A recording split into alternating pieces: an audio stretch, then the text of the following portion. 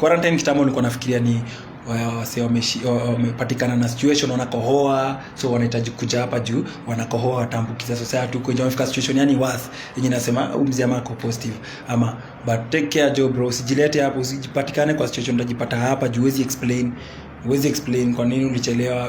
There's no explanations for whatever reasons, hakuna explanations. So kuchukua amekuchukua, utakuja hapa quarantine upende usipende.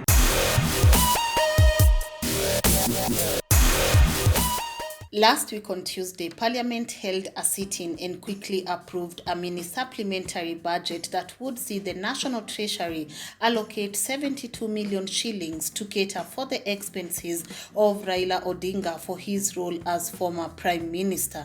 According to the Treasury, Raila would get 20 million for insurance cover, 26 million for purchase of vehicles, 10 million for office furniture, and 4.2 million for car maintenance.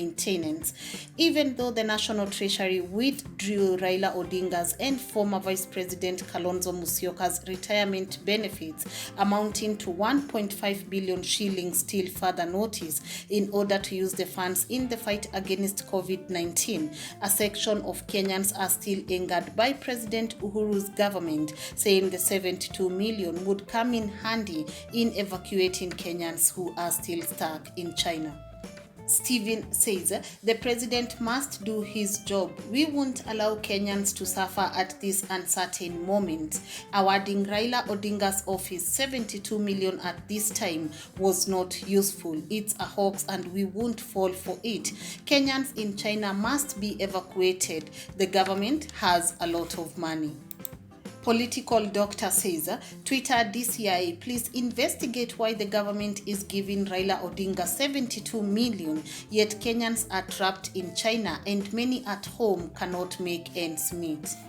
General says one ventilator costs roughly 2 million shillings. Raila Odinga has been allocated 72 million shillings. 1 month's luxury is more important than saving Kenyans' lives. But if I speak, I will be in trouble.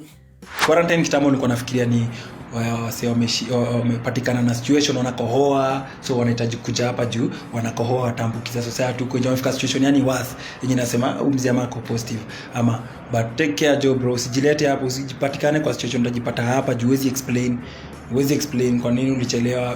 There's no explanations for whatever reasons, hakuna explanations. So kuchukua amekuchukua, utakuja hapa quarantine upende usipende. And gospel singer Ekko Dyda was arrested on Saturday, April 18th for flaunting curfew rules and has since been put into forced quarantine at KMTC. According to the singer's wife, he was arrested on his way home from a pharmacy where he had gone to get her high blood pressure medication.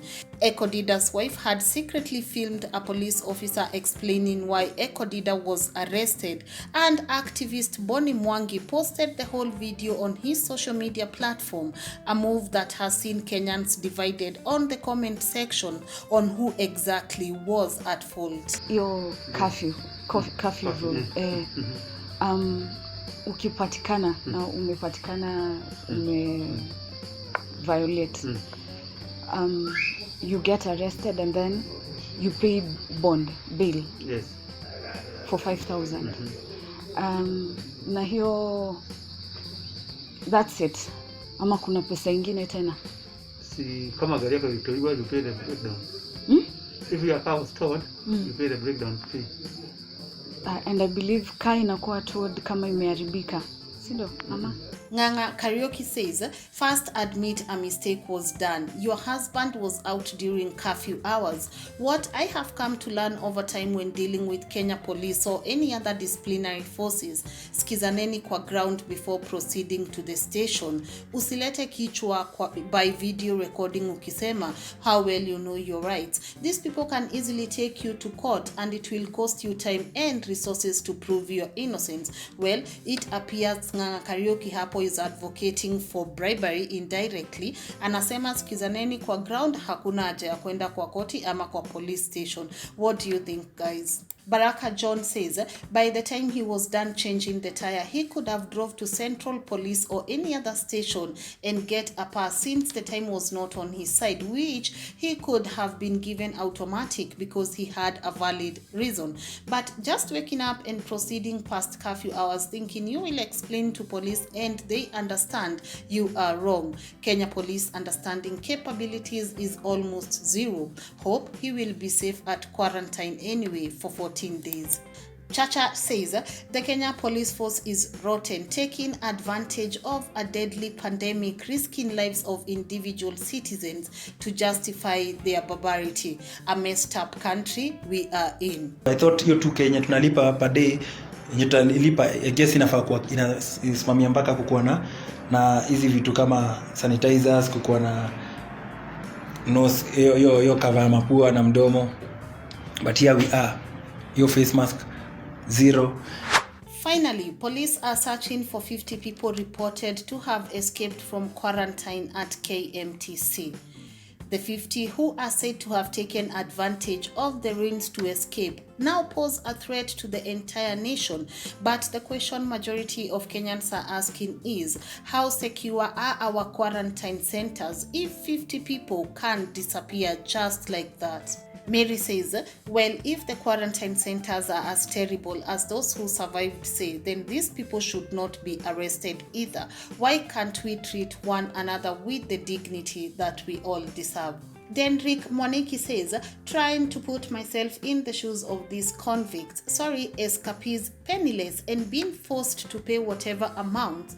Then when you see the news you read, most young people are recovering. Hata boarding school tulihepa na tulikuwa tunalipiwa, sembuse hii ya kujilipia. And Calvin Mark says, our government should absorb the charges. That's the main concern. You held by police then sent on quarantine penniless and they expect you to pay 28,000 from the sky. I would also dare to escape. Well guys, let me know your thoughts on the comment section below and don't forget to subscribe to our YouTube channel.